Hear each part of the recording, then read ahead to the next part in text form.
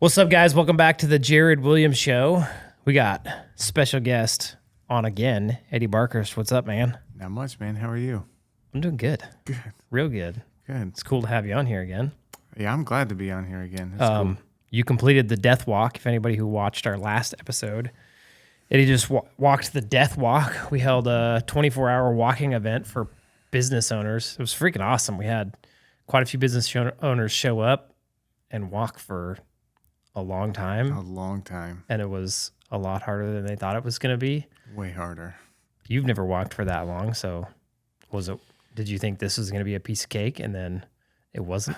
I thought it would be. I spent a bit of money on shoes and socks and clothing, all the sweat wicking and the sun protection shirts and moisture absorbent towels and all of that stuff, yep. Right? Thinking that I'm going to be prepared to go. I've stayed awake for 24 hours. It's not going to be an issue at all. Stayed awake like at work? Stayed awake at work. Yeah. Worked super long hours at work. And that was like running up and down stairs and hauling parts and tools and working, right? I figured this would be easy. It was just going to be a mindset shift of I can't quit. Like I couldn't quit at work because we had a thing to do. I can't quit at this because we've got a thing to do. Yep. I thought I was ready. Not even close, dude. I did the minimum 15 laps, which is like almost 40 miles. Yep. Which is a ton of walking, a ridiculous amount of walking. It is. But that obliterated my feet. I was not ready. Uh-huh. Yep. I was probably a little more prepared because I've been living in Florida. I got used to the heat a little bit. Mm-hmm. And I've also done a lot of walking and running. I knew exactly what to expect. Yeah. I've never done a 24-hour event, so that was slightly different, like a little different mindset there, but kind of the same thing. Yeah. If you're doing like 100-miler, it's like the faster I go, the sooner this is over. Mm-hmm. So it's easier to push yourself to go harder versus the 24-hour event. You're there for 24 hours. Doesn't really matter how far you go or how many laps you do. So that was a little bit harder to like when things got tough Mm-hmm. to just want to go do another lap. Yeah. And not chill out for a little bit. But didn't your 100-miler events take 24 plus hours? They all took long. I've never done one in 24 hours. Okay, so I've never been that good of a runner, so. It wasn't the amount of time that was the issue. It was, I guess, probably the destination of when 100 miles is up, then I'm done. Yep. Versus I got to do this for 24 solid hours. Yeah. It's just a little different mind game in your head. Yeah. Yeah. It was super cool. It was fun because like some of the guys after being out there that long, towards the middle of it, we had one guy, Travis, really, really nice guy. Hopefully he listens to this. Awesome dude. And he told my wife, because my wife was doing it, he goes, Jared's coolness level just went from a 10 down to a 1 when we were about halfway in. But then the funny part is like, he pushed himself to finish the minimum 15 laps and got her done and got the medal and stayed the whole 24 hours. And then afterwards, we did a little afterwards survey, and then he was all stoked, all happy that he did it, pushed himself. And I think they all kind of learned the same lesson. And it was kind of the lesson I wanted them to learn is that even though it might suck in the moment, and if you just, like, number one, setting the lap minimum at 15 is further than any of them had walked before. Mm-hmm. And just the fact that they could do that, number one, that they could actually do more than they think they can. Mm-hmm. And then afterwards, understanding that, like, in the suck of it, it sucks. Yes. But then if you push through and you finish and you get that feeling of accomplishment and you reach the goal that you set out to reach, there's some fulfillment and satisfaction in that. Mm-hmm. And that, I mean, it's so much like business, like one foot in front of the other. Just keep moving, keep going, push through the suck. It sucks the whole time. And eventually you're going to get there. Mm-hmm. It's a pretty good analogy. I would agree. Yeah, I would agree with that. Also, I think what's funny is like one of the guys mentioned, man, I think I could have gone harder. Like I had more left in the tank than I thought I did. And that's totally true in business as well. You can always go harder. Sure. It was pretty cool. Pretty cool to watch people do that for the first time. Yeah. Yeah. I've never been involved. Like every time I go do these events, it's with a bunch of people who do these events. Maybe there's a person it's their first one, but Sure. never just a bunch of business owners. And it's their first, everybody's first. And it was so much cooler because all the people are cool. They're all just cool dudes. Yeah. Yeah, it was fun. A lot of good conversation and Yeah. take a new lap with somebody else and Yeah. and just talk and get to know them and work through some stuff and share ideas. There was a whole lot of that going on. It was good. Yep. It was so much fun. We're opening it up for next year. So if you want to go sign up, you get $100 off right now. Go to wealthyplumber.com/deathwalk. It's a pretty good pitch, wasn't it? It was good. So I've been reading this book and I wanted to talk to you about it and share with our audience about it. And I can't remember the name of the book for some reason. Rocket Fuel. Rocket Fuel. So I started reading it. You know, I met my neighbor. Let's see. Yeah, my neighbor. He's a real nice guy. Him and his wife. Very nice people. And they keep inviting me to go do stuff. I'm like, what do these people want? And they're very cool people, very successful. And finally, it took me I finally realized that they just want to connect and like be around people that are doing cool stuff. And they thought that what I wanted to do with Dude Wash, grow it to 100 million, was cool. And they're excited to just be around, which is cool. And I've learned a lot from them pursuing that relationship. It's made me realize over this last year, like how important the relationships are that we involve ourselves in. Sure. It's the whole reason we decided to throw the Hoorah event was because of that realization. Like I've hated events. I think they're dumb. But if I look back at like all the times that I've connected with people, even the teeniest, tiniest little relationships turned into something most of the time. I mean, there were people that I met where that turned into nothing, but if I meet 100 people, one of those is going to turn into some sort of advancement in my future. Sure. Some sort of connection that I can use later, or that they end up connecting me with somebody that is very useful to me. And so this book, Rocket Fuel, it's really about the relationship between the integrator and the visionary.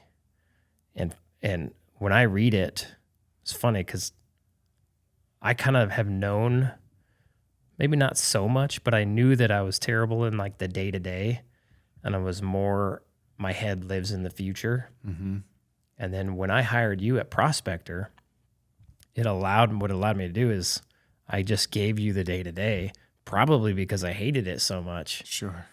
And you were like, cool, I get to make like systems and changes, and like, this is how we do it, and we do it consistently, and we're organized about it. All the stuff I'm horrible at that you're naturally good at. And that's probably what made Prospector work so well. Like me and you work really well together. Yeah. And really well. I feel like we kind of lucked out. But so reading this book, it like defines that as the integrator role and then the visionary role. Got any thoughts on that? I started reading the book too. Yeah. And getting into it, I was like, let me back up. I completely agree. I feel like I lucked out as well. You working with you at Prospector kind of allowed me to grow into that area that I didn't really know that I was capable of. Yeah. Once I got into it, I found out that I really, really liked that type of role. I like to say I saw it in you, but I didn't. I didn't see it in me at all. But it allowed me to grow in that way to where I could kind of develop those skills. They're kind of naturally there, but maybe underdeveloped, and it allowed me to grow into that, to develop those skills a bit more. I started reading this book because you were talking about it, and I realized the first chapter is about the visionary and what the visionary is, and then it goes into what the visionary is not. And I'm very much not a visionary. Yep. I can't think as creative as what's required. I don't know. It requires a level of abstract thinking that I'm a good abstract thinker, but not at that level. And then I started reading the chapter about the integrator and what the integrator is and what the integrator is not. And I'm very much an integrator. Yeah. And it talks about their relationship and how they're supposed to work together, and if it works, what your business is capable of. And I'm starting to find out that we accidentally did a lot of stuff right. 100%. I had no idea that this book existed until a week or so ago. And it's probably something that we should have read probably years ago. But we accidentally did a lot of stuff right, and it worked really, really well. Yes. Super happy about that, but it kind of is exciting in that it gives us a bit more of information on how to develop that further and grow further. Pretty cool. It is cool. And we never really we never really defined our roles very well at Prospector. We didn't have an org chart. Mm-mm. We didn't have any of that. It was just Jared's the owner, Eddie's the GM, and then there's CSRs and technicians. And I think I naturally gravitated towards setting the vision and like doing the marketing and that kind of stuff. And you naturally gravitated towards, I'll help you set it up. basically, yeah. Hey, Eddie, I got this idea. And you'd be like, no, that's a stupid idea, which is funny because like most people wouldn't. I don't know why, like that didn't bother me at all. Mm-hmm. I enjoyed the fact that I had to like, if I had an idea, it had to be a good enough idea that I could talk you into it. Sure. So it forced me to like dig deeper and understand it on a deeper level and then well, I didn't always do that. I probably hounded you with a million ideas. Yes. But we would sit there and argue them out. And you had no problem doing that. Mm-hmm. And it would probably piss some people off. Like the wrong person to go in, and then his GM is like sitting there arguing with him. And he's like, no, this is what we're doing. But at the same time, like if I can't talk you into it, it's probably not that good of an idea, right? Sure. Or I need to go back and do some research and figure out what in the heck I'm actually trying to do here so that I can talk you into it. Mm-hmm. And man, it worked out so good in Prospector. Yeah. It was just like yin and yang. Mm-hmm. I'd have these crazy ideas. You'd shoot down all the dumb ones. We'd keep the good ones. And then like when I have an idea, I have no idea how to implement it. Mm-hmm. Or maybe I kind of do, but I know myself good enough now to know that I'm terrible at implementing anything. Mm-hmm. Especially if like some other person is involved. If it's just something that I got to do, Sure. I'll take care of it and I'll get it done like pronto. Mm-hmm. But if somebody else is involved, I don't know how to guide them or lead them or anything like that. Yeah. And then like you come in and all of a sudden like there's a way of doing something. And then all of a sudden the people are doing it the way that we asked them to do it. And it's like, how the hell did you do that? Sure. Like that's what it looks like on my end. Yeah. I'm like, dang, this is awesome. I'm never going to try to implement anything ever again. What's funny is you would bring me your ideas, and in the beginning, like it felt like obviously I'm your employee, so I'm here to do what you want me to do. Mm-hmm. But you would bring me your ideas, and I would say to myself, how the hell am I supposed to do that? And you had no idea. Yeah. But like, and I'm finding out, or I guess I'm reconfirming as I read this book that you had no idea how you wanted me to implement the idea. Nope. And it was just something that I had to sort out. I would ask you maybe for some detail or something, and it didn't take long to realize that you didn't have any step one, step two, or maybe you had step one, step two, but then it got super vague after that. Yes. And so it was up to me to just kind of fill it in. But it worked super well. I knew what it was that you wanted. Sometimes I had to get you to kind of clarify a bit more, give me a bit more detail. Yep. But once I knew what it was that you wanted, then I also understood without you just outright saying, now this is the part that I'm handing off to you. Now you pick it up and you go do. Yeah. which I think is incredibly important to understand. Like the book says that if the conversation lasts too long, then the visionary loses focus, or maybe patience, but not like in a jerk way, but like loses patience with the conversation and he wants to move on. And that's very much your style. Yes, it is. And so I can see when you've like expressed the vision as far as you wanting to express it.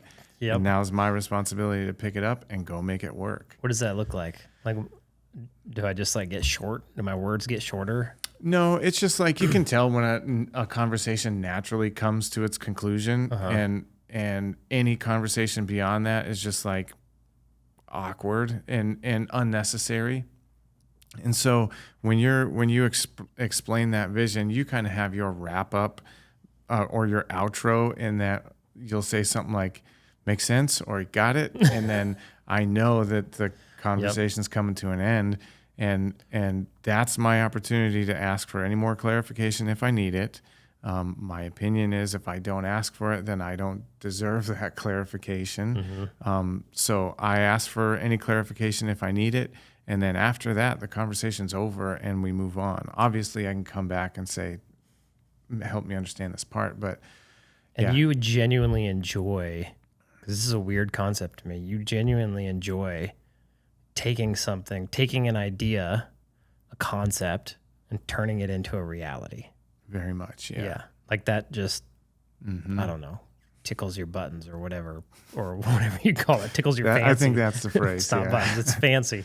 Tickles your fancy. What is your fancy? I love solving challenges. I really love, when I was a tech in the field, I loved showing up to a job that was complex and like I know what the outcome is. This rooftop unit needs to cool the space, but nobody knows when it quit working. Nobody knows what happened. Yep. Nobody knows anything about it except for I show up and it doesn't work. That's pretty similar when you bring your visionary idea, especially if it's something that we've never done. If it's a modification of what we used to do, then it's a bit easier. But when you bring your idea to implement something that we've never done, it feels very similar in my mind in that we don't know how to do this. We don't know if this is even industry standard. Does anyone do this? Or are we doing this for the first time? Probably not. But and then I just have to figure out how to make it work. Yep. And I enjoy being able to, at the end of it, come to you and say, dude, we did it. We got it running just like we thought we wanted it. And then we run it like that until it breaks and then do some sort of modification or make it work and deliver the results we're looking for. I super enjoy solving challenges like that. Yeah. And you probably never would have started your own business. Never. Why? Before I knew that there were like different visionary and integrator roles, I knew that the doing that required a level of creativity that I didn't possess, a level of creative thinking that I didn't possess. I'm very much a good problem solver in a business. Starting and running in a business, and a successful business is really just a series of solving problems. Yeah. But you have to be able to think far enough into the future to see problems coming. And I can do that, but kind of on a shorter scale or a shorter time limit than you. I can see what's coming in the next day or two, into the next week, into the next month, depending on what it is. But I can't see things like marketing and creative branding and building a brand and stuff like that. Like I have zero grasp of. It requires creativity that I just don't have. I'm very logical. I'm very theory of operation kind of guy. I like to know how a piece of equipment is supposed to work or what it's supposed to do. And to me, all of the integrator or operations problems to solve are very much like that. Like Yeah. there's a desired outcome, and all you got to do is, these knobs in this certain order or whatever, assembly in this certain order, and you'll get the desired outcome. But the dreaming up the future plan or future scaling, or I just don't possess it. And I feel like that's required in order to make it. Yeah. And I live like, I think about 10 years out from now. Yeah. And if you bog me down to the couple days or a week, I start getting like frustrated. I'm 0 to a couple years, and you're like 10 years to end of life thinking. Something. Yeah. I've tried to make that. Like, I don't know that I've always been as far out of a thinker as I am now. I've tried to make that further and further, because I could see in the past where not thinking far enough out caused me to make baby moves that got me baby success. Mm-hmm. And had I just made some big moves, I would have had some bigger successes faster. Sure. But yeah, it's kind of an interesting thing. So when I first started Prospector, because you weren't there, I thought this would be a good conversation to have, because I think everybody needs to find an Eddie.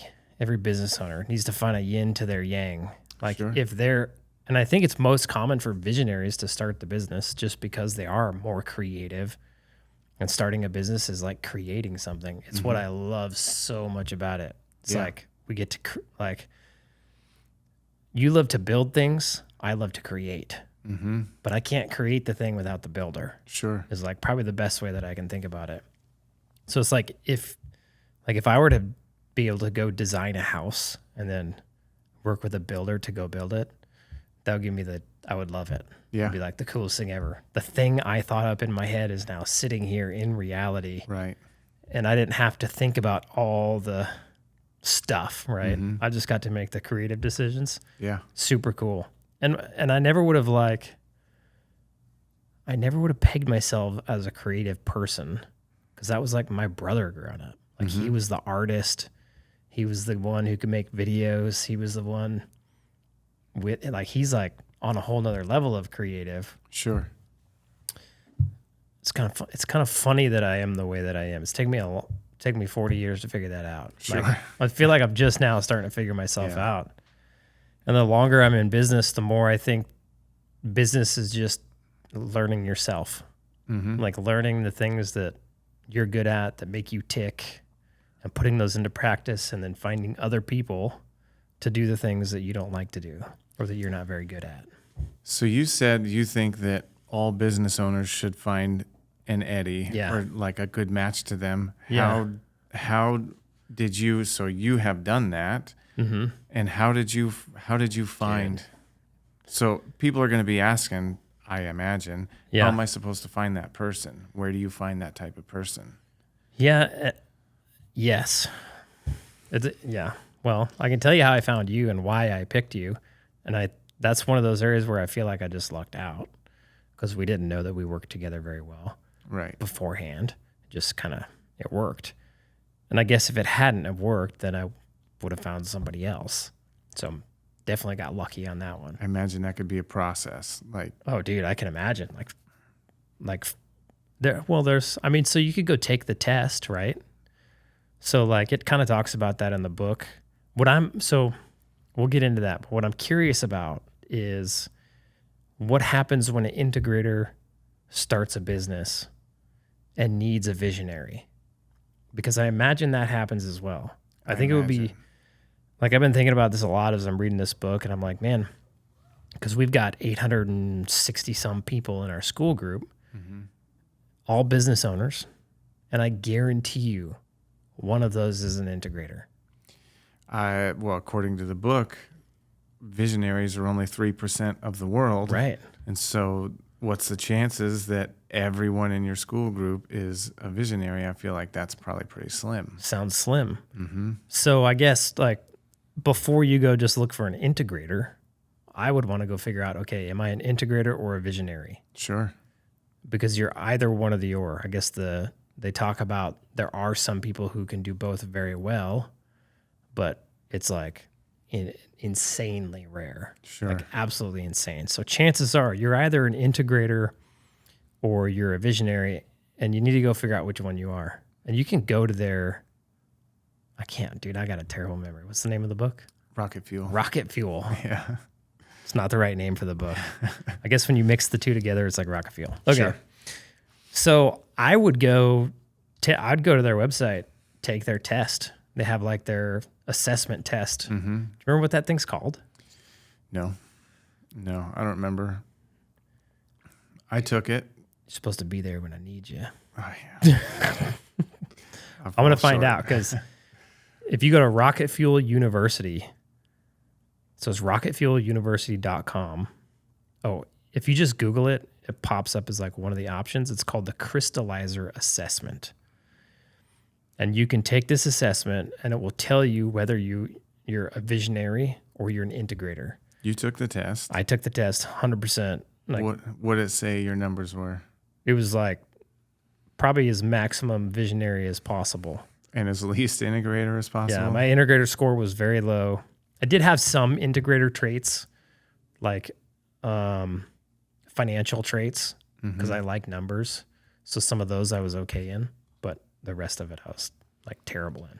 I took the test too, and it said 54 visionary, 90 integrator. Yeah. Very much more an integrator Very than much. a visionary. Yes.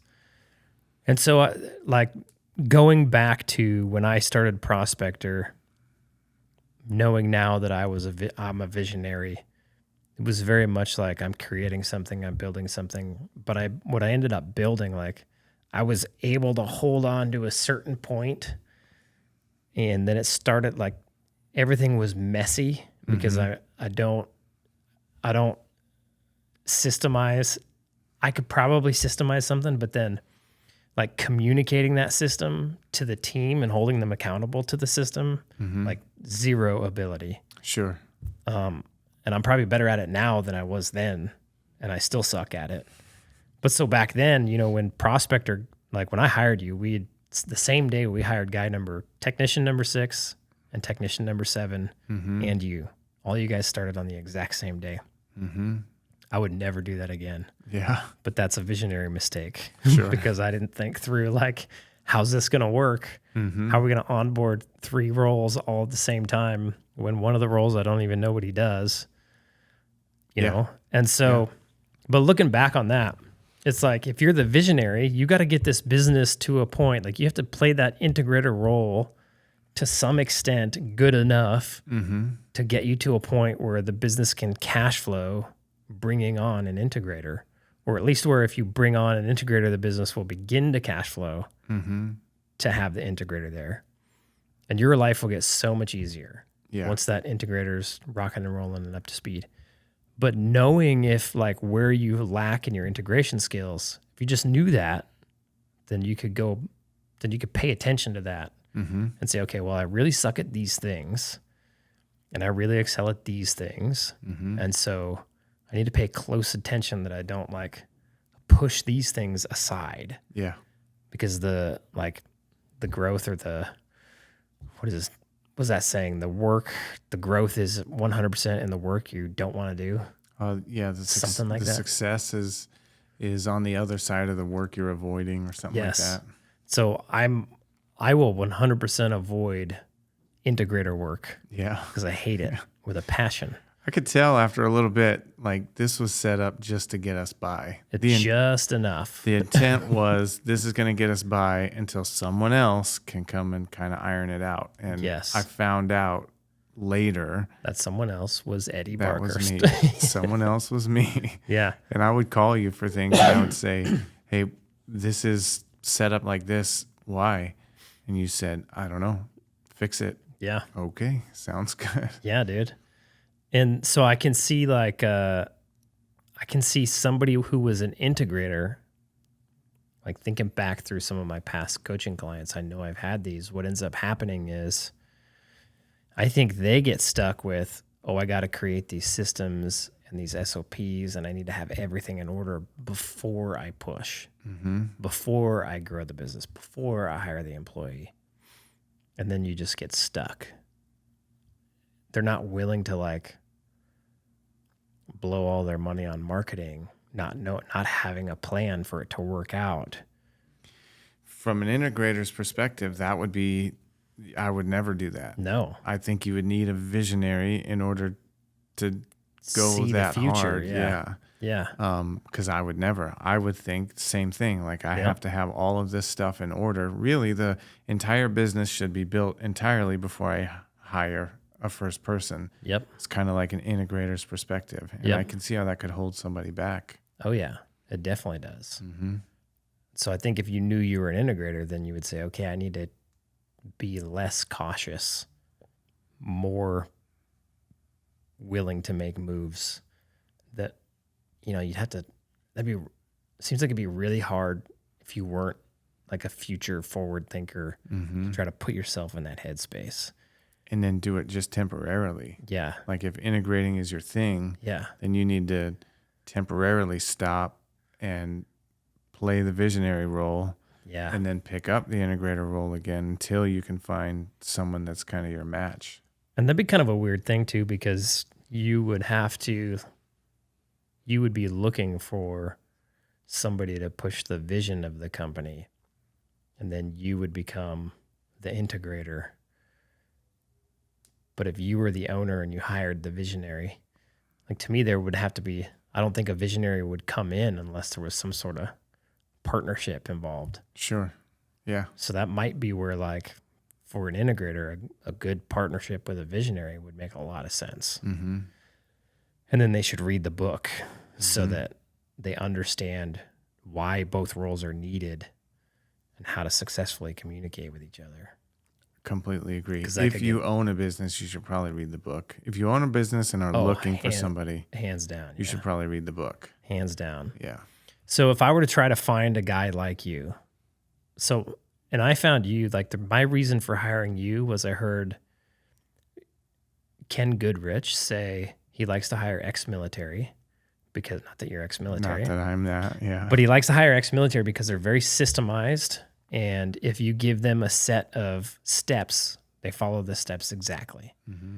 And they're very good at accountability, holding other people accountable, at like ex-generals in the military. Mm-hmm. And I'd worked with you in the past. And I remember being like, man, Eddie's organized. He's systemized. If I said, hey, I need this done, here's the steps I want it done in, you'd be going, okay, step 1, let's go. Mm-hmm. Step 2, let's go. Step 3, you might question the steps a little bit, but you would follow them to a T, because that's your personality. And the funny part about that is Ken Goodrich probably knew he was looking for integrators, and that's where he found them. Sure. And then those character traits are character traits of an integrator. Mm-hmm. And I thought, okay, because you're the only person I know that's like that hardcore. You're the most hardcore like that that I know. Oh, yeah? Yeah. Yes. Hands down. Yeah. And at the time, like you had your crap together to a certain extent. Like I knew you well enough to where like your daughter was well behaved. You had a good relationship with your wife. You were working on your physical fitness. You lost a ton of weight at the time. Mm-hmm. I knew you were able to put some money away in savings. And so that just speaks volumes to like, okay, he's got his personal life in order. Chances of him having his work life in order are pretty high. Mm-hmm. And then he's systemized and organized all the, the things that I'm not. Sure. He would probably make a good general manager.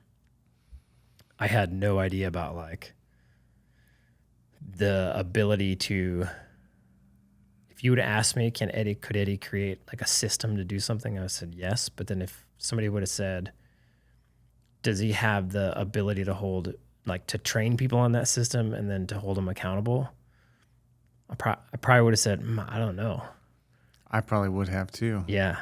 I had no desire to hold anybody accountable except for myself ever. Yeah. Like I was asked when I was part of the union if I wanted to run for these certain positions, and I never wanted to be in charge of anybody, hold anybody accountable except for myself. Yep. And so I would say that I probably don't possess that skill either, but yeah, I didn't have to work for you for long or work in that position for long to realize that that position requires it. It's absolutely mandatory. That's really the whole position. Yeah. Is, okay, we have this desired outcome. I'm going to create the system to get the desired outcome. I'm going to train the people on it, and then I'm going to hold them accountable to it. That's really the whole job. Yeah. Yeah. So somebody that does that well is somebody who's organized, systemized, and somebody who can lead people. Like I would say you do possess like this aura of like, don't mess with me, to an extent, right? Like It's all part of the, you demand some of the respect, right? And I think that helps a lot, but yeah, that's probably what I would look for. I'd be looking like, if I was to go out and have to find an integrator right now, I'd be looking for a dude whose family life is together, his financial life is together, his marriage is together. His fitness wouldn't necessarily have to be together, but I would want to know why, because it would be strange to me that it wasn't. And then I would look for somebody who's systemized, organized. Like I'd be wanting to know like about their workout plan. And if they're like, oh, let me check out my spreadsheet, I'd be like, amen, right on. This guy's, okay. This is Here a we good go. indicator. This is getting juicy. Diet plan. Let me show you my spreadsheet. How do you hold yourself accountable? Let me show you my spreadsheet. And then I'd be going, okay, this guy will probably be good. And then I would have to get along with him as well. That's a huge one. Yeah.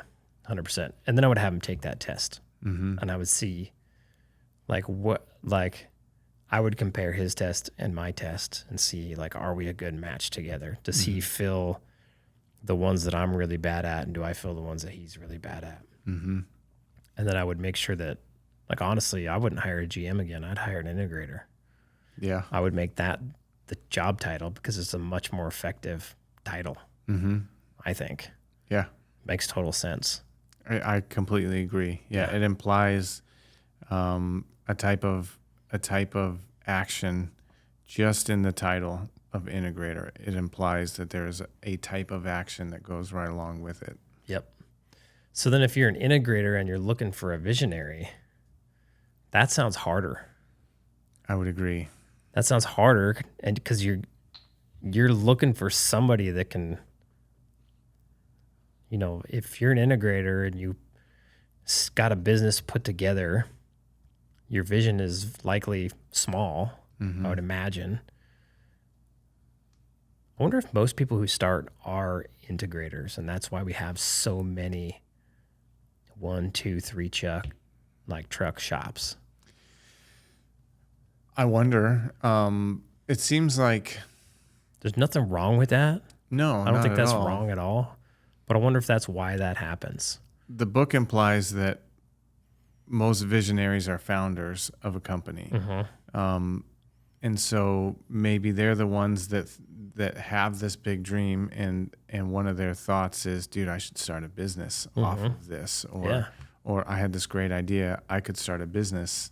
And then again, according to the book, if that visionary never had the integrator, then they would never have gotten where they intended to get. Right.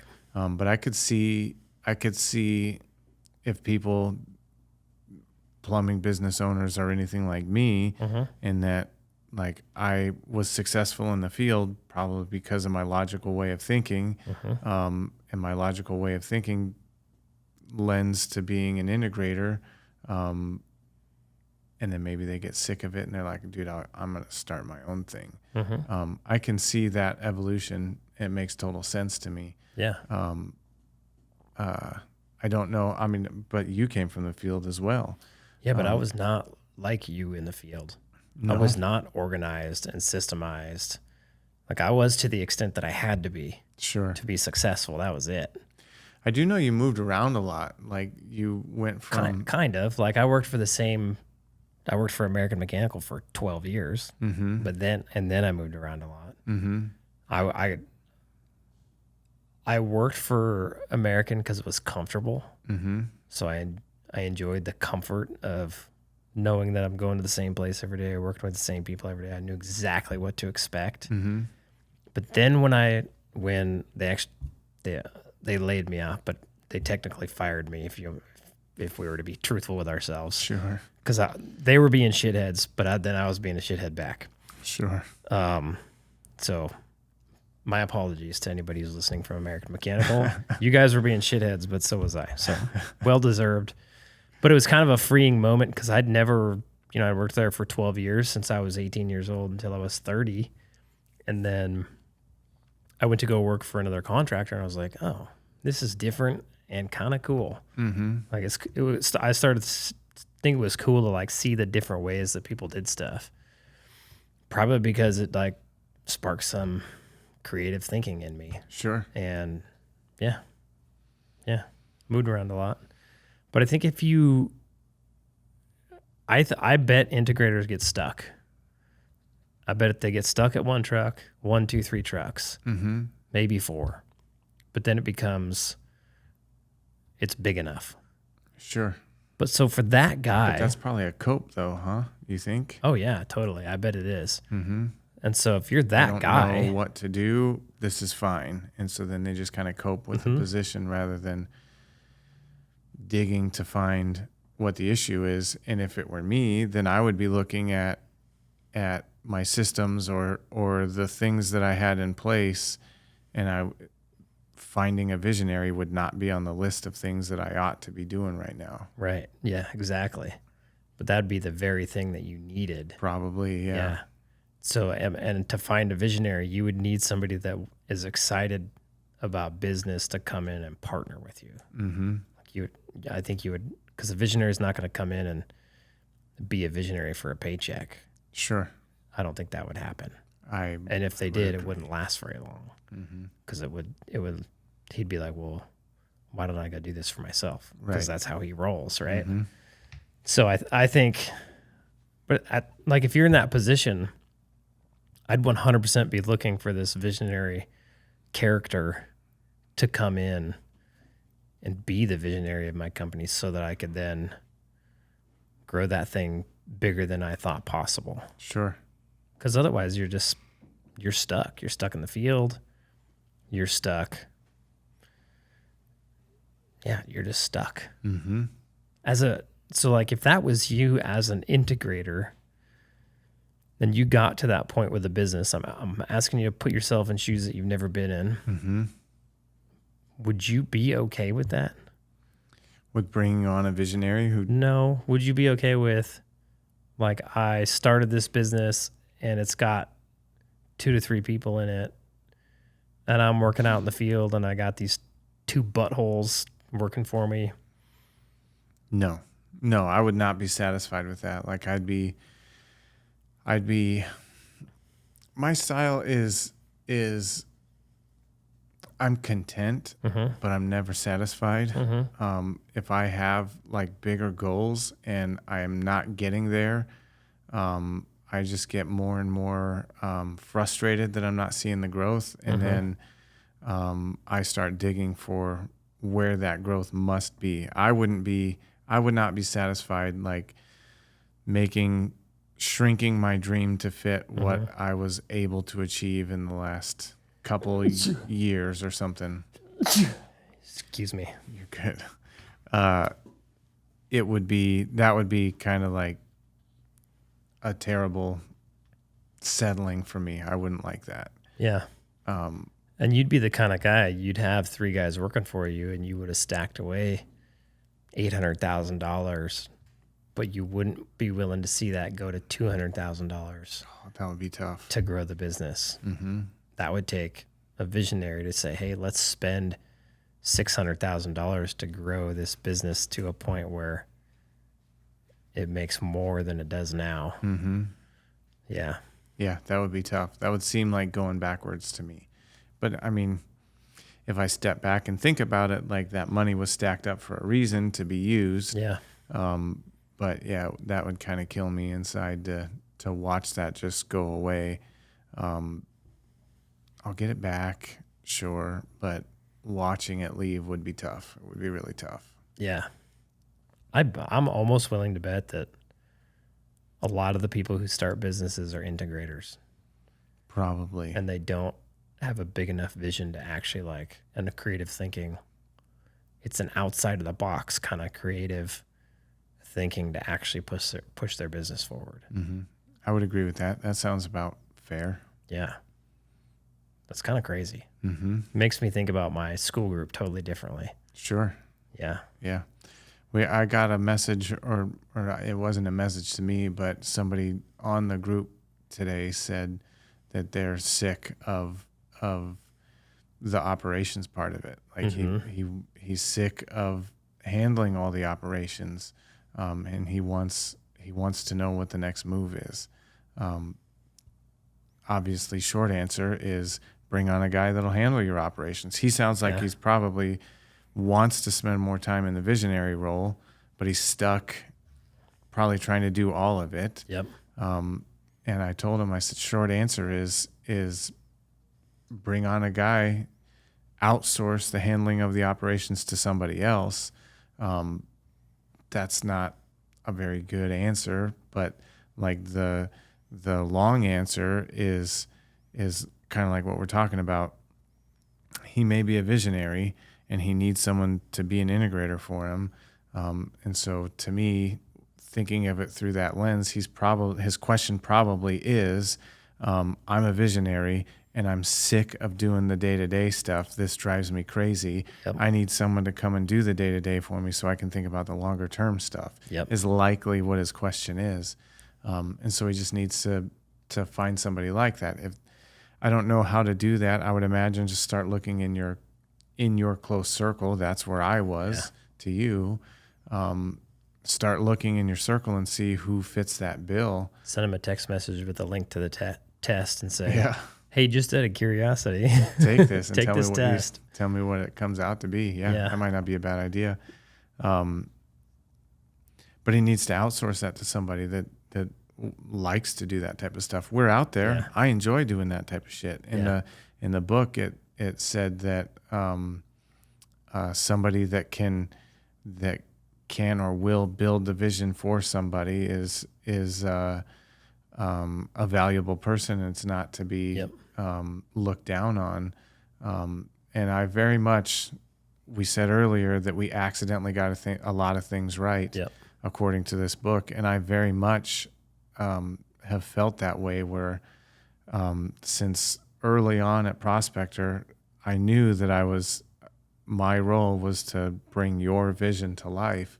And I didn't really know exactly how to do that step by step at the time, but I just knew that like the base understanding is when Jared calls you and he has this idea, do what you can to make it come to life. Yep. And I enjoyed doing that in that it's not mine in that it's not my business, but like if I do a good job, then I probably get to stay here for a while. Yeah. And the whole time I worked for you, I was very well taken care of, and I always felt incredibly appreciated for the work that I did. And not that I'm a words of affirmation guy, but that appreciation, you always included me in everything. Yep. You always talked like we are building this business. Let's do this type of stuff. And I was always included in all of it. That was not purposeful. I didn't think it was more of a, it was more of a result of, I can't do this without Eddie. So we're going to do this. I never felt like it was manipulative. Like that was always, I could tell that it was genuine the way you said, let's do this. We built this even after the business was sold. You always gave me credit when you talked about your business that you built, that you put the money into. I didn't put any money into Prospector at all. Yep. The integrators are like the unsung heroes in the business world. But you very much gave me credit for it all along the way. And that type of stuff was kind of the fuel I needed to keep going. What you're doing is obviously good. Keep going, keep pushing. Hell yeah. I think that another mistake that a lot of visionaries make early on is that they realize they need an integrator, like they're tired of doing the day-to-day, and so they hire an office manager because they think that office manager is going to be the one to handle the day-to-day, do all the integration. Every time I hear the word office manager, I want to shoot myself. yeah, it's terrible. I hate it. I don't, we ran Prospector extremely minimal with very few people in the office. And like, I got an org chart yesterday. I was looking at this org chart. Somebody had it out for free. One of the like big guru dudes. And it showed like the different setups that they had at different revenue numbers. And at 3 million, there was an org chart, and there was like the owner, the GM, the office manager, the CSR, the dispatcher, inside salesperson. Then there was the operations manager, and then there was the field techs and the install techs and selling techs. And I was like, oh, like I don't know how you afford that at 3 million. I don't know why any of that's necessary.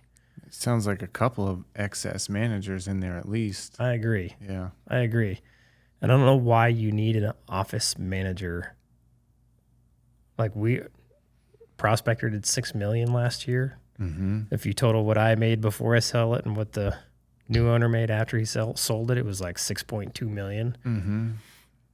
And that was with 3 people in the office. Mm-hmm. And that's it. Yeah. A general manager and 2 CSRs. Mm-hmm. I don't know why you need more than that.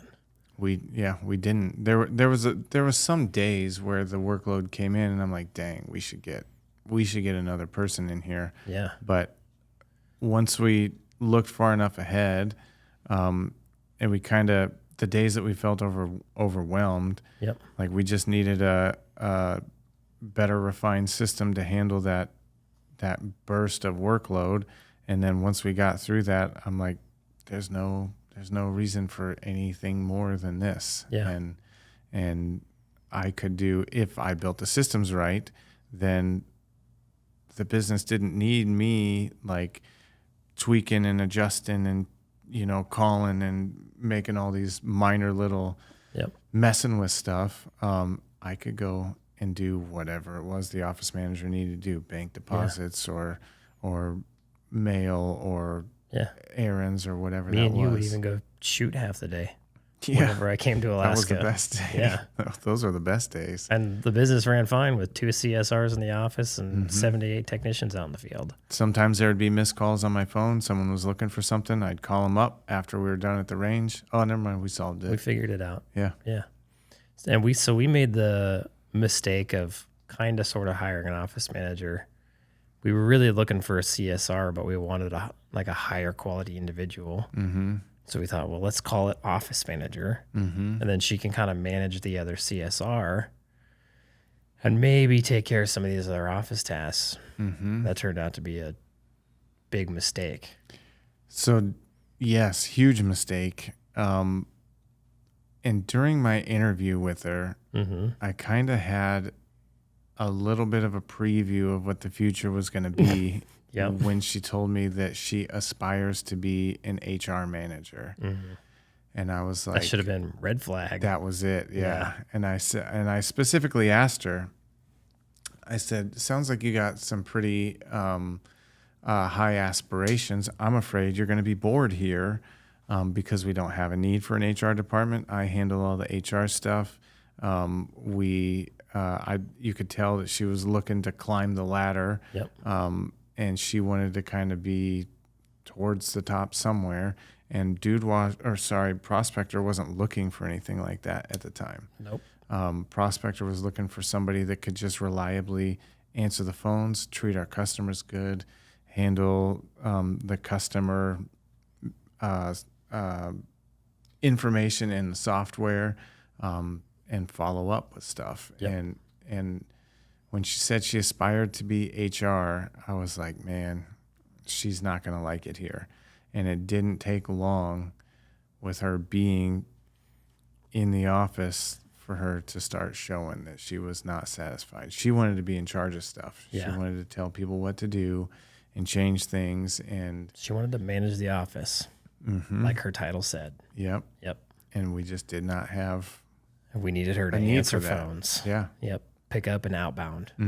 She would not do that Nope. to save her life. Nope.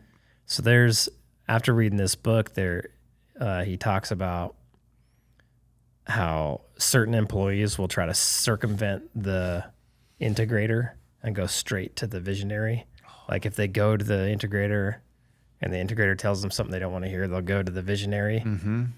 And if the visionary gives in and circumvents the integrator, that you're going to ruin your visionary integrator relationship. And looking back on things there, that person we were just talking about was one of those people that would do that. Oh, yeah. There was one other person there that would do that as well. And that should have been a red flag to me, because that means that, like, if they're going to you and you're telling them something and they don't like it, they're not respecting that decision and respecting you. What they're trying to do is go around you to me and say, and they would tell me like, hey, I had this problem, blah, blah. Can you believe that Eddie told me this? And I'd be like, well, what do you want me to do? Yep. You need to go talk to Eddie if you don't like his decision. And it's funny because those two people were the most pain in the ass people in the business. Absolutely. And Yeah. if I ever have somebody that does that again, I'm going to tell them, you keep coming to me with your problems instead of dealing with the guy who's in charge. We're going to have a very different conversation. Yep. Because this means that you don't respect the guy that I put in charge over you. Exactly. Yeah. And that's not cool. Yep. That's not cool at all. And I very much appreciated when you did that. There were times, especially early on, guys would go right to you instead of to me because you were more familiar to them, and they didn't like change. Nope. Why is that? People don't like change. Why do employees get so stuck on like, this is the way we've always done it since the beginning? It's like, who gives a shit? My guess is because they were the way that they did it. So think back to the job that they had before. They were doing things a certain way. And then as soon as they started working for you at Prospector, you're doing things different. But that was okay with you. So that change from the old employer to new employer was fine. That change was not offensive to you. But then when there's a change to operations or the workflow or the way we do things, while at the same employer, that's like incredibly offensive to people. I don't get it. I don't either. And I had a lot of conversations with, if we're thinking of the same person, I'm sure we are. I had a lot of conversations with this person and saying, yeah, it used to work, but we found we've grown. And so now we have to do things a different way. And so we're doing it this way. And it was just pushback after pushback. They were probably, my guess is they were fully confident and competent in the old way of doing it. Yep. And now we flipped a switch and this is the new way, and they are no longer confident or competent in the new way. Yep. And they don't like feeling incompetent. Yep. And so like your instinct is to say, go back to where I knew what we were doing. That's the shortcut. That's the easy way. The other way forward is to say, what can you do, Eddie, to get me to be confident and competent in the new way? What do I need to understand? What do I need to change? What do I need to do in order to be competent?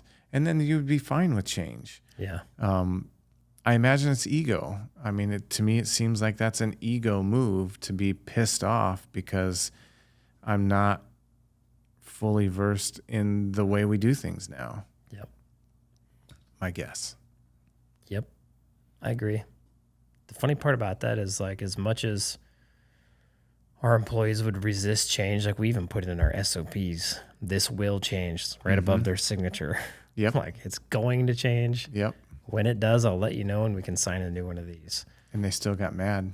And they still got mad. Still got mad. Still got mad. But what's funny about that is like there was that one time that I raised prices overnight from $425 to $598 per hour because we were losing money hand over fist for like, I don't know, 4 or 5 months. And I remember thinking, I'm going to run out of cash. Kind of reminds me of Dude Wash right now. In the same boat. I gotta change something up here. It's gotten me to where I am, but we got to change something up here. And I think we were losing like 20 to 30K a month for like 5 months. And it was during the slow season, but at the same time, like everybody was still busy. We just weren't making any money. And it was right after like we had our most successful month ever, December. I was gone. I left you there. We had our best month ever. And I thought, cool, we got this figured out now. And then January, February, March, April, I think even May, we lost money.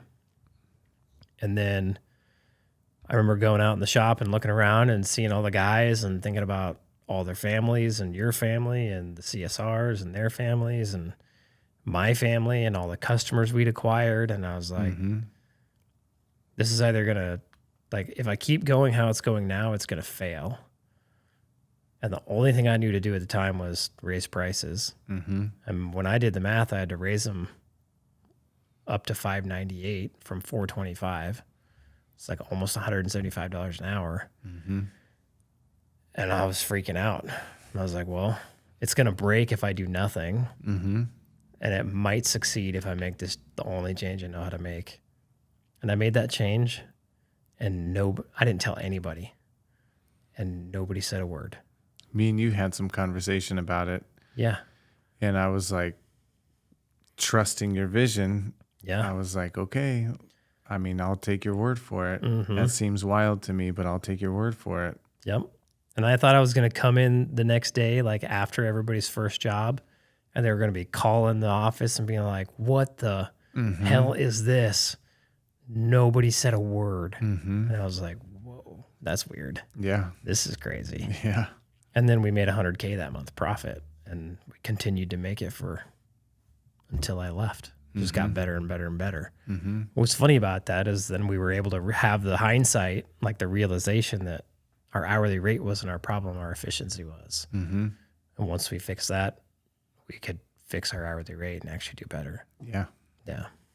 Which took looking at what the guys were doing in the field, what they were estimating versus what they were doing, and then pushing them to hold them accountable. You told me in the estimate this is going to be a 6-hour job. Why in the hell are you there? You're 11 hours in. Yeah. And so it took a lot of pushing on them in that way to get them to start sorting that out and get the efficiency up. Yeah, that was an. Do you remember when we switched to margin pricing and we put a commission structure in place? And I think we were down the first month. The first month we were actually down from what we were in previous months. And I remember thinking like, ooh, is this going to work? We make the right move. But I felt like we just had to give the guys long enough to get used to it. And then from then on, it just started hammering out money. And the interesting part about that was me and you talked about that. It was relatively quick. Like you probably were thinking about it for a while, but then me and you talked about it and then implemented it right away. And we didn't tell anybody what their new focus should be or what they should, or how they should think about anything moving forward. We just told them that we're making this change. This type of commission could be possible if you hit this type of performance, and they made the change in their own minds of, well, if I ask this guy to come and help me on this job for the whole rest of the day, it's going to eat into my commission. They quickly saw the change that it would make. And so then the efficiency quickly changed. If I estimate this job wrong, then I don't get the commission. If I bring my favorite buddy who I like to work with on every single job and we bullshit all day long and take twice as long as the job should take, I don't make near as much money. And so they came to that conclusion on their own, and it was probably one of the best moves that we made. I say we, it wasn't mine, it was yours. It was we. made at Prospector in that, like, I didn't have to prime them. I didn't have to train them. I didn't have to coach them to tell them that this should be your new focus. They found that out on their own. And like, that's what the system should do. Yep. The system that you build is like guardrails, and then it should correct the technicians to move them in the direction that you want. Yep. And it shouldn't require a whole bunch of overhead from me. If it requires me to intervene all the time, then it's not a good system. Right. And that system, immediately, as soon as we implemented commission pay, the system took care of so much stuff right away. Which cracked me up, because if you would have asked those guys beforehand, they would have been like, I don't need more money. Money doesn't buy happiness. They all said that, yeah. Yep. They all said that. But then the second we introduced a way to make more money, they all went for it. Every single one of them. And then if they did something that compromised their commission, they were not happy about it. Right. A callback, they were not happy about it, because now it's screwing up my commission. Yep. Yeah, all of a sudden they got some ownership and things that they didn't before. Right. It solved a lot of problems. It solved the majority of the problems that most people are wondering how to solve. Was like commission solves them. Like, how do I hold my guys accountable? Commission. Yep. How do I get them to stop doing callbacks? Commission. How do I get them to take care of my customers? Commission. Yep. Like, it solves a ton of problems. How do I get them to show up to work on time? Commission. How do I get them to want to stay late and finish the job? Commission. Yep. Yeah. Yeah, 100%. Yep. That's a huge one. And it, like I said, it didn't require, like, we had to tell them what the structure was and show them how to kind of predict what their paycheck would be. But beyond that, we didn't have to do much else to get them to understand how it worked. And they quickly saw that if I get my shit together, I make more money. Instead of, if I stay at work longer, I make more money. Yep. The old way was accidentally. It's kind of like the way people are paid. But if I stay at work longer, I make more money. If I am super efficient and I don't have callbacks and these customers love me and they buy all the estimates that I put together and I finish those estimates in the amount of time that I estimated on them, I make way more money. One of the guys at Prospector made way more money as a tech in the field than any other tech that I knew working. I mean, he was working overtime, but it wasn't like an obscene amount of overtime. Right.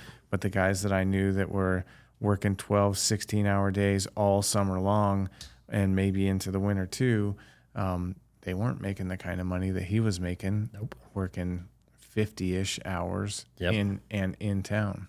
Yep. It's funny because it's like,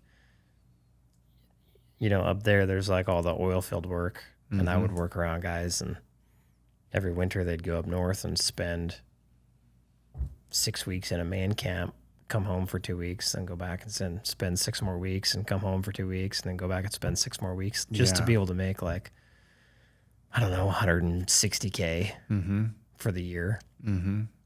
Meanwhile, you could come work at Prospector, and if you did a good job, you could easily earn 250, 280.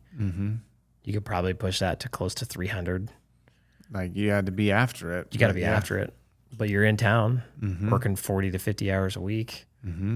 Still all the same benefits, making a ton more money, actually able to enjoy it. The biggest difference, though, is the skill acquisition. Yeah. If you want to make 150, 200 plus in town at Prospector, then you have to be a great technician and you have to be a great team player at Prospector. You can't be giving me nothing but problems. You have to be able to talk to your customers well. You have to follow up well. You have to work well, as opposed to the oil field guys. Like, they have to have skill too. Not really. They're just a warm body. But That's pretty much what they are. They got to be willing to go up north. And so going up north and making that kind of money is relatively low skill versus staying in town. And it's wild to me the amount of people that shy away from acquiring a skill or refining a skill. It's hard. It is, but I mean, is there like, what's the payoff on the other side? Is there a payoff on the other side? The hardness is not worth it to them. Dude, it's always been worth it in my mind. Like I would do. That's why you're here today. I suppose. Yeah. Yeah, I it suppose, is. yeah. Like me, I've never been satisfied with where I'm at. And if I can get a new skill set or find somebody with that skill set and take risk and push forward to get further ahead, then I'm more than happy to do it because I don't want to stay where I am. Mm-hmm. Even now, I don't feel successful. Mm-hmm. I feel like I'm on the journey of being successful. And I feel like the wrong move can ruin it. Oh, quick. Yeah. I would start over, but Sure. yeah, I could screw it all up easily. But then there's a certain fear that comes with that of, do I take the success that I got and quit while I'm ahead? Or do I push forward and risk it all, like risk it for the biscuit? Mm-hmm. I'll risk it for the biscuit. I already have. I'm already risking it for the biscuit. I'm all somewhat in on it. risk averse. Yep. In that, like, I'm a little bit risk averse, not so risk averse that I'm like afraid to move, but I'm risk averse as in I need clarity on this. And then on the backside of that, I'll figure out if that risk is going to be worth it to pay off and pay off. So I'm a bit risk averse. I don't really like risk that much. And so I kind of pay close attention, but I don't feel like the last 4 years of my life have been that risky. I feel like there is some risk involved day to day, but I feel like the bigger risk would be to do nothing, stay as a technician and make 80 to 120,000 a year and live in I was content where I was at, but I'm never satisfied. Yeah. That's a bigger risk to me. Yeah, I always look at like whenever I'm worried about being too risky, I look at what's the worst case scenario, like the worst that's going to happen. Especially now for me, my kids are moved out. It's just me and my wife. All my stuff's paid off. Like worst case scenario, I sell my house and my beach house and I move into my van. Sure. Yeah. That sounds like something you guys would be like, love. The absolute worst case scenario. Doesn't sound. I could live in my van for years. It wouldn't. If you bother sell me all at that all. stuff, yeah. Yeah, it wouldn't bother me at all. Mm-hmm. Like even if I had to sell that stuff, and my beach house pays me enough money to live off of, and so I could sell my house that I live in right now, and I could move into my van, and I could just live. Dude, that sounds like what your initial plan for your life was. It was. I just can't talk my wife into it now. I wanted to move on to a sailboat. She was like, no. I thought that would be cool. Yeah. Go park it in the bay. Dude, that'd be sick. To get on my little, what do they call those? Dinghy? Your dinghy? Yeah. Dinghy it on over to work. Park a moped like in the parking lot. Sure. Yeah. Ride my Vespa up to Dude Wash headquarters. Yeah. Yeah, that'd be pretty sweet. Yeah. I always if you think about worst case scenario, it's not that bad. I don't know why, but I like keeping my living expenses much lower than the amount of money I make, because there's like this freedom in it to make risky decisions, to take all your money and throw it into something and see what happens. That's way more fun to me. That's way better. I tried the other way of spending as much as I make. And while it sounds cool, it sucks. It was not that cool. No. It really sucked. It seemed like when I look back on it today, the way me and my wife handled our money, it seemed like it was a race to get the account to zero. And I was never like in debt. Like I had a credit card, but it was manageable. But it seemed like if there was a positive amount of money in the bank account, then we were trying to go find something to do to spend that money. Yep. And then payday would come back around, and whatever was left from the last paycheck, let's go spend it. Mm-hmm. Looking at it now, it's like we were at a race to get to $0. So I tried that way, and then I tried the other way where we where my goal is to earn and keep as much of the money as I make as possible. Live my life, not too extravagantly, comfortably. Yep. Take care of the things I need to take care of, and then try that for a bit. And I've stacked up a bunch of money, way more money than I ever thought that I would have. Yeah.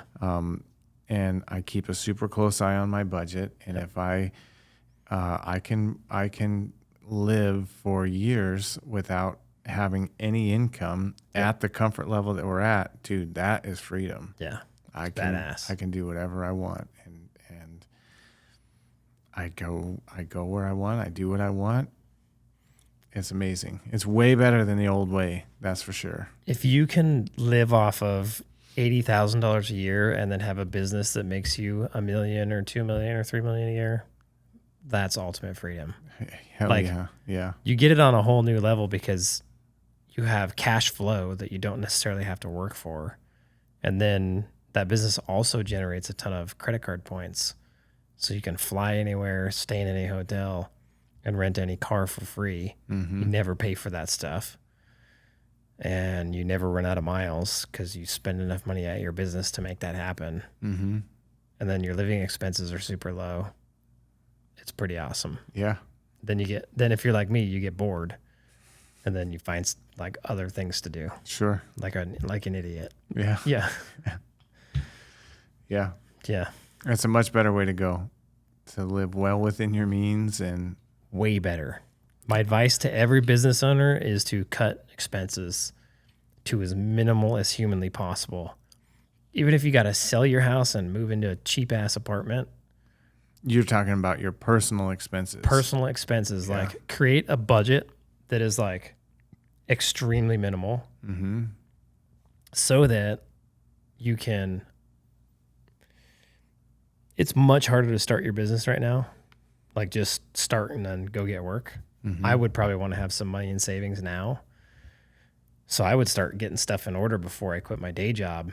And I get my expenses down as minimal as possible so I can put away as much money as I can. And then keep doing that while you're growing your business, because then your business doesn't have to pay you very much to Mm-hmm. live, and you can spend all your profits on growing the company. Yeah. We just about fried the Dude, I saw board. that. That'd be bad. I was hoping Good that thing it was wasn't empty. full. Man, it just give you so much less stress when growing your business. I talk to these guys that get to like the $1 million mark, and they got like $500,000 homes and $100,000 cars, but everything's on payments. Mm-hmm.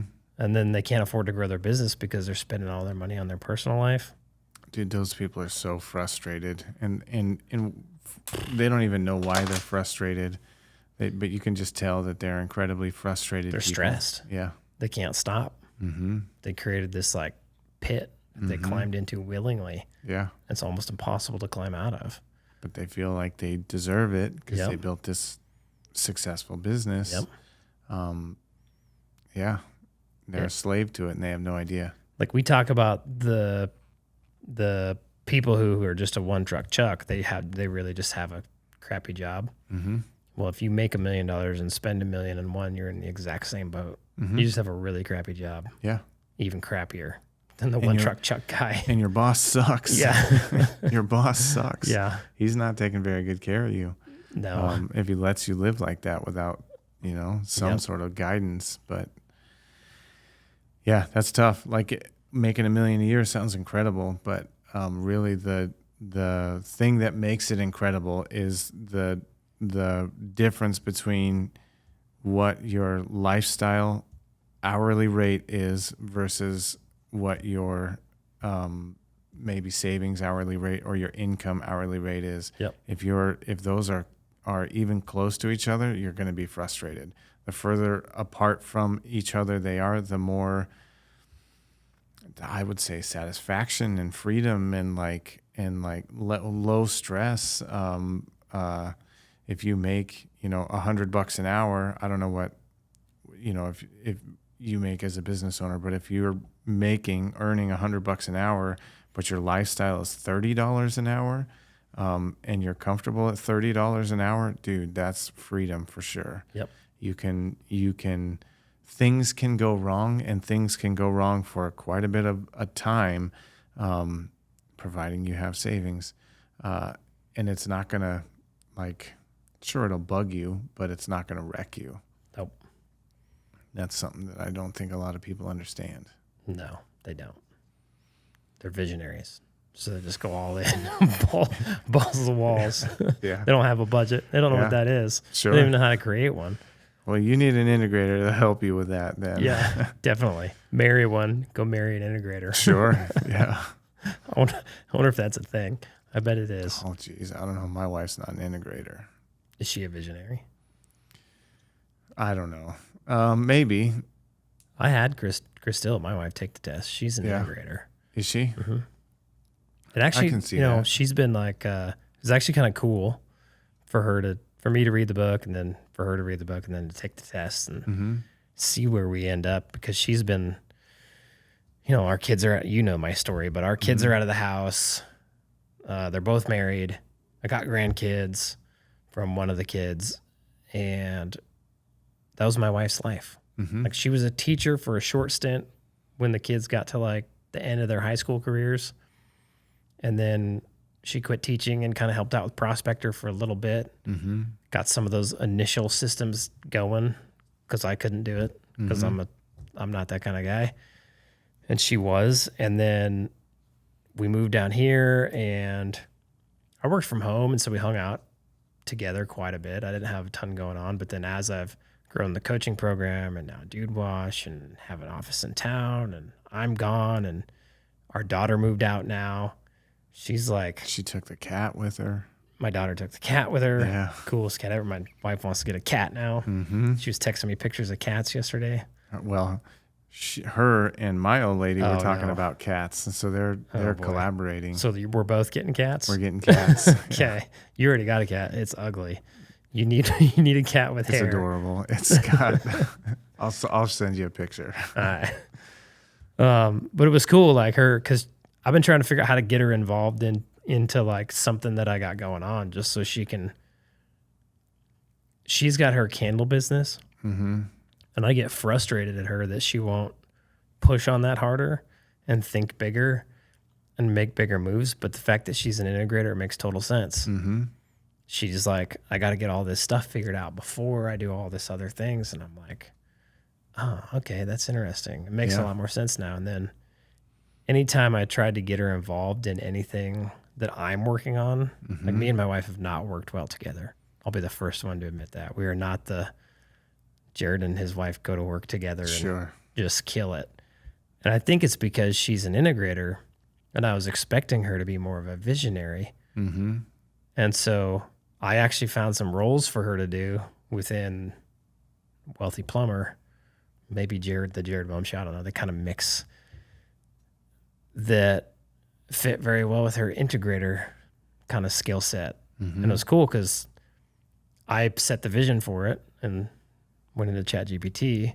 Was like, hey, I'm going to develop these roles. Write me some like just real quick like expectations and what we need to get going. And I handed those off to my wife, and she's already going. Took care of them? Already starting. Yeah.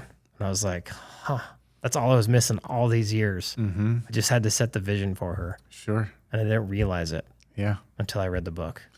That's interesting. That's very interesting. I think looking back on my own life, my old lady had a bakery business and very similar, but like on the opposite end, where I'm like, she just wanted to bake stuff all day and give it. Yeah. She had this vision that she'd give baked goods to the entire world, and everyone loved it, and super loyal. And she had this in her mind, had this coffee shop, and everyone would come in, and her customers would.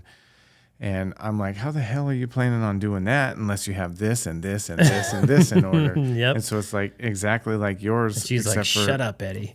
In the Quit reverse. ruining my vision.